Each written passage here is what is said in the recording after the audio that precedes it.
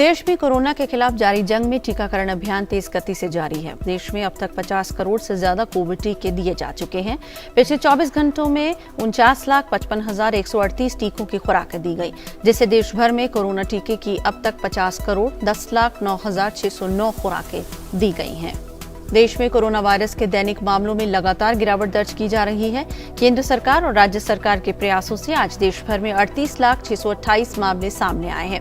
स्वास्थ्य और परिवार कल्याण मंत्रालय के मुताबिक पिछले 24 घंटे में 38,628 नए मामले दर्ज किए गए।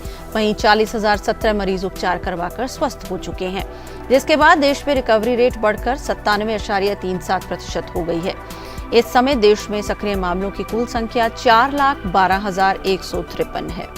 केरल के दौरे से लौटी केंद्रीय स्वास्थ्य टीम के अध्यक्ष डॉक्टर सुजीत कुमार सिंह ने वहां के कोरोना संक्रमण की स्थिति के बारे में बताया। उन्होंने कहा, केंद्रीय टीम को 2 भागों में बांटा गया था।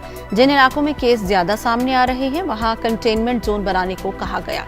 इसके अलावा कोरोना की कॉन्ट्रैक्ट ट्रेसिंग को बढ़ाने की भी सलाह दी गई। राज्य को सलाह दी गई है कि होम आइसोलेशन को लेकर गाइडलाइंस का सख्ती से पालन हो। डॉक्टर सुजीत कुमार सिंह ने कहा, केरल में कोरोना डेल्टा वेरिएंट की वजह से मामलों में इजाफा हो रहा है। 80 से 85% मामलों में डेल्टा वेरिएंट पाया गया। जहाँ तक वेरिएंट की बात है, हमने ये पाया कि केरला में भी दूसरे देश के एरिया की तहत ही डेल्टा वेरिएंट ज्यादा प्रोपोर्शन में हमने देखा। 80 से लेकर 85% तक केसेस में डेल्टा वेरिएंट पाया गया।